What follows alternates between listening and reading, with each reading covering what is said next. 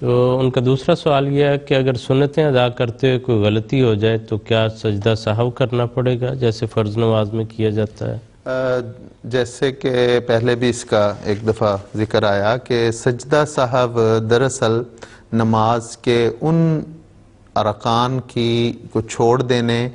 پر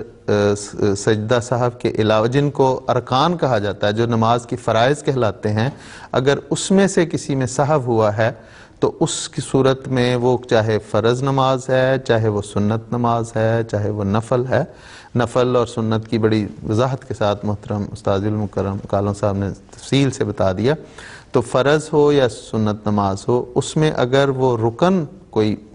سہون رہ گیا ہے تو اس رکن کو بھی ادا کیا جائے گا۔ مثال کے طور پہ اگر اس کا سجدہ رہ گیا ہے تو وہ سجدہ بھی ادا کیا جائے گا اور آخر پہ سجدہ سہو بھی کیے جائیں گے۔ لیکن اگر کوئی واجب، مثال کے طور پہ جیسے درمیانی قعدہ ہے،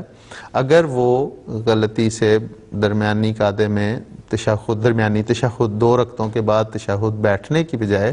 وہ سیدھا اگر کھڑا ہو گیا ہے تو اس صورت میں پھر اسے واپس نہیں بیٹھنا چاہیے، بلکہ وہ اپنی اگر وہ فرض مغرب کی نماز پڑھ رہا ہے یا وہ سنتیں پڑھ رہا ہے، 4 سنتیں پڑھ رہا ہے،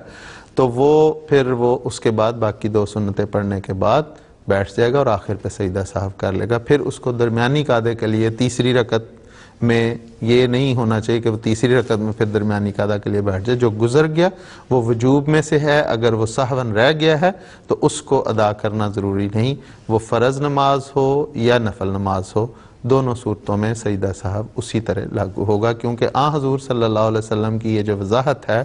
کہ جب تم میں سے کسی کو نماز کے دوران کوئی معاملہ پیش آئے تو پھر وہ بھول جائے وہ، تو اس بھول کا ازالہ کرنے کے لیے وہ آخر پہ 2 سجدے کر لے، یہ سجدہ سہو ہے۔ تو وہ اس میں حضور صلی اللہ علیہ وسلم نے ایسی کوئی وضاحت نہیں فرمائی کہ فرض میں ہو تو کرے، نفل میں ہو تو نہ کرے، بلکہ دونوں نمازوں کے لیے وہ برابر ہی۔ جی ٹھیک ہے، صاحب بہت شکریہ۔